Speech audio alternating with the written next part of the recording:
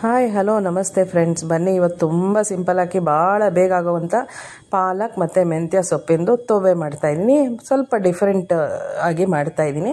ಬನ್ನಿ 100 ಗ್ರಾಮ್ ತೊಗರಿಬೇಳೆ ತೊಗೊಳ್ಳೋಣ. ಚೆನ್ನಾಗಿ 2-3 ಸಲ ತೊಳೆಯೋಣ. ಯಾರೆಲ್ಲ ನನ್ನ ಚಾನಲ್ಗೆ ಈಗ ಬಂದಿದ್ದೀರಾ ದಯವಿಟ್ಟು ಸಬ್ಸ್ಕ್ರೈಬ್ ಮಾಡ್ಕೊಂಡು ನೋಡಿ. ಯಾರೆಲ್ಲ ನನ್ನ ಚಾನಲ್ ಮೊದಲಿಂದ ನೋಡ್ತಾ ಇದ್ದೀರಾ ಸಬ್ಸ್ಕ್ರೈಬ್ ಮಾಡಿದೆ ದಯವಿಟ್ಟು ಸಬ್ಸ್ಕ್ರೈಬ್ ಮಾಡ್ಕೊಂಡು ನೋಡಿ. ಥ್ಯಾಂಕ್ ಯು ಸೋ ಮಚ್ ನಿಮ್ಮ ಸಪೋರ್ಟ್ಗೆ. ಬನ್ನಿ ಬೇಳೆ ತೊಳೆದಾಯಿತು. ಇವಾಗ ಅದಕ್ಕೆ ತಕ್ಕಷ್ಟು ನೀರು ಹಾಕೋಣ. ಸ್ವಲ್ಪ ಒಳ್ಳೆ ನಂದಿನಿ ತುಪ್ಪ ಉಪಯೋಗಿಸ್ತಾ ಇದ್ದೀನಿ, ಹಾಕೋಣ. ಹಾಗೆ ಒಂದು ಸ್ವಲ್ಪ ಅರಿಶಿನ ಹಾಕಿ ಕುಕ್ಕರಲ್ಲಿ ನೀರು ಹಾಕಿ ಈ ಪಾತ್ರೆ ಇಟ್ಟು ಬೇಯಿಸ್ಕೊಳ್ಳೋಣ. ಇಲ್ಲ ಡೈರೆಕ್ಟಾಗಿ ಕುಕ್ಕರ್ಗೆ ಹಾಕಾದರೂ ಬೇಯಿಸ್ಕೋಬೋದು.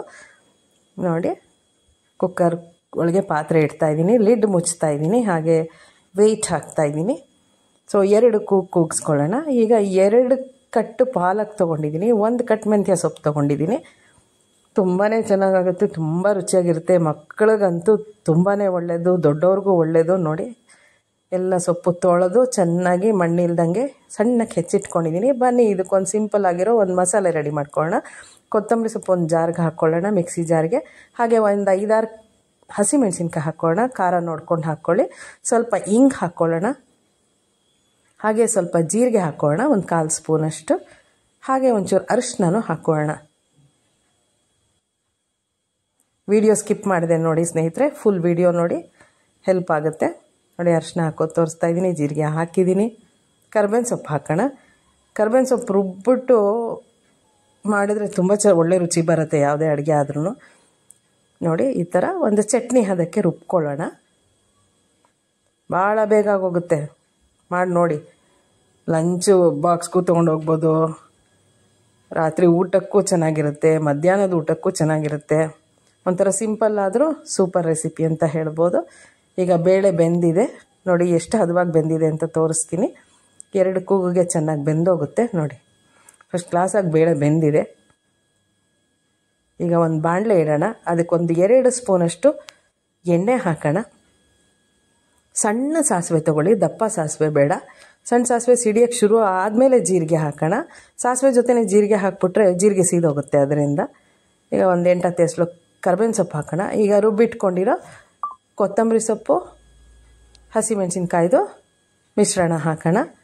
ಒಂದು ಸ್ವಲ್ಪ ಹುರಿಯೋಣ, ಯಾಕೆಂದರೆ ನೀರು ಹಾಕಿದ್ವಲ್ಲ ಅದರಿಂದ ಒಂಚೂರು ಹುರ್ಕೊಂಡ್ರೆ ಆ ಹಸಿ ವಾಸನೆ ಹೊಟ್ಟೋಗುತ್ತೆ.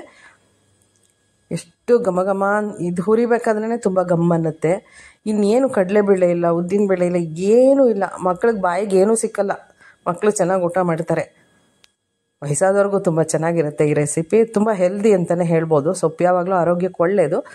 ಬನ್ನಿ ಈಗ ಸಣ್ಣಕ್ಕೆ ಹೆಚ್ಚಿಟ್ಕೊಂಡಿರೋ ಸೊಪ್ಪೆಲ್ಲ ಇದಕ್ಕೆ ಹಾಕ್ಬಿಡೋಣ.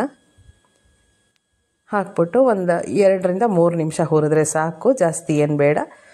ಒಂದು ತಟ್ಟೆ ಮುಚ್ಚಿಬಿಟ್ಟು, ಒಂದು ಲಿಡ್ ಮುಚ್ಚಿಬಿಟ್ಟು 1-2 ನಿಮಿಷ ಬಿಟ್ಬಿಡೋಣ. ಮೆಂತ್ಯ ಸೊಪ್ಪು ಆದ್ದರಿಂದ ಸ್ವಲ್ಪ ಕಹಿ ಬರುತ್ತೆ ಅನ್ನೋಕ್ಕೋಸ್ಕರ ಸ್ವಲ್ಪ ಬೇಯಿಸ್ಕೊಳ್ಳೋದು ಒಳ್ಳೆಯದು. ಹುರಿದಿದ್ದೀವಿ, ಏನು ಕಹಿ ಏನು ಬರಲ್ಲ. ನೋಡಿ, ಹೀಗೆ ಹುರ್ಕೊಳ್ಳೋಣ. ಬೇಯಲಿ 1-2 ನಿಮಿಷ. ನಾನು ಉಪ್ಪು ಹಾಕ್ಬಿಟ್ಟಾಗ ಕ್ಲಿಪ್ಪಿಂಗ್ ತೆಗಿಲಿಲ್ಲ, ಮರ್ತೋಯ್ತು, ಅದರಿಂದ ಉಪ್ಪು ತೋರಿಸಿದ್ದೀನಿ. 1 ಸ್ಪೂನ್ ಉಪ್ಪು ಹಾಕ್ಕೊಳ್ಳಿ. ಈಗ ಬೆಂದಿರೋ ಬೇಳೆ ಬೆರೆಸೋಣ. ಎಲ್ಲನೂ ಚೆನ್ನಾಗಿ ಮಿಕ್ಸ್ ಮಾಡಿ ಒಂದು 5 ನಿಮಿಷ ಕುದಿಸೋಣ. ಹಾಗೇ ಹೋಯ್ತು ಸ್ನೇಹಿತರೆ, ಇಷ್ಟೇ. ಇದಕ್ಕಿನ್ನೇನು ಬೇಡ. ಬಿಸಿ ಅನ್ನಕ್ಕೆ ಹಾಕ್ಕೊಂಡು ತುಪ್ಪ ಹಾಕ್ಕೊಂಡು ಕಲಿಸ್ಕೊಂಡು ತಿಂದ ಅಂದರೆ ಅದ್ರ ಮಜಾನೇ ಬೇರೆ. ಇದ್ರ ಜೊತೆ ಹುಣಸೆ ತೊಕ್ಕು ನೆಂಚ್ಕೊಂಡು, ಇದಕ್ಕೆ ಹುಳಿ ಇರಲ್ಲ ಅಲ್ಲ, ಅದರಿಂದ ಹುಳಿಯಾಗಿ ಏನಾದ್ರು ಒಂಚೂರು ನೆಂಚ್ಕೊಂಡ್ರೆ ಇನ್ನೂ ಚೆನ್ನಾಗಿರುತ್ತೆ. ನಾನು ಇವತ್ತು ಸಿಂಪಲ್ಲಾಗಿದೊಂದು ರೆಸಿಪಿ ಮಾಡಿದ್ದೀನಿ. ನಮ್ಮ ಮನೆಯಲ್ಲಿ ಎಲ್ಲರಿಗೂ ಇಷ್ಟ ಆಗುತ್ತೆ ಇದು ಮಾಡಿದ್ರೆ. ನೀವು ನಿಮ್ಮ ಟೈಮ್ ಕೊಟ್ಟು ನನ್ನ ಈ ರೆಸಿಪಿ ವಾಚ್ ಮಾಡಿದ್ದಕ್ಕೆ ತುಂಬ ತುಂಬ ಥ್ಯಾಂಕ್ಸ್ ಸ್ನೇಹಿತರೆ. Thank you. ನೋಡಿ, ರೆಡಿನೇ ಆಗೋಯ್ತು. ಬಿಸಿ ಬಿಸಿ ಅನ್ನ ಮಾಡಿದ್ದೀನಿ. ಅನ್ನ ಹಾಕಿ ಅದ್ರ ಮೇಲೆ ತೊವೆ ಹಾಕೋಣ. ನೋಡಿ, ತೊವೆ ರೆಡಿನೇ ಆಗೋಯ್ತು. ನಾವು ಒಂದೊಂದು ಸಲ ಪಲ್ಯ ಅಂತೀನಿ ಇದನ್ನು. ನೋಡೋಕ್ಕೆ ತೊವೆ ಥರ ಇರುತ್ತೆ, ತುಂಬಾ ಚೆನ್ನಾಗಿರುತ್ತೆ. ಮಾಡಿ ನೋಡಿ, ತುಂಬ ಬೇಗ ಆಗೋಗುತ್ತೆ. ಕೆಲಸಕ್ಕೆ ಹೋಗೋರಿಗೆಲ್ಲ ಸಖತ್ ಸಿಂಪಲ್ ರೆಸಿಪಿ ಅಂತಲೇ ಹೇಳ್ಬೋದು. ನೋಡಿ ಸ್ನೇಹಿತರೆ, ರೆಡಿನೇ ಆಗೋಯ್ತು. ಬಿಸಿ ಬಿಸಿ ಅನ್ನ ಹಾಕೋಣ. ಅನ್ನದ ಮೇಲೆ ತೊವೆ ಹಾಕೋಣ, ಕಲಸೋಣ, ತಿನ್ನೋಣ. ಥ್ಯಾಂಕ್ ಯು ಸೋ ಮಚ್ ನನ್ನ ಈ ರೆಸಿಪಿ ವಾಚ್ ಮಾಡಿದ್ದಕ್ಕೆ. ಲೈಕ್ ಮಾಡಿ, ಶೇರ್ ಮಾಡಿ, ಸಬ್ಸ್ಕ್ರೈಬ್ ಮಾಡೋದು ಮರಿಬೇಡಿ ಸ್ನೇಹಿತರೆ. ಸಪೋರ್ಟ್ ಮಾಡಿ, ಕಾಮೆಂಟ್ ಮಾಡಿ ಹೇಗಿದೆ ಈ ರೆಸಿಪಿ ಅಂತ. ಇಷ್ಟ ಆದರೆ ದಯವಿಟ್ಟು ಶೇರ್ ಮಾಡಿ. Thank you so much.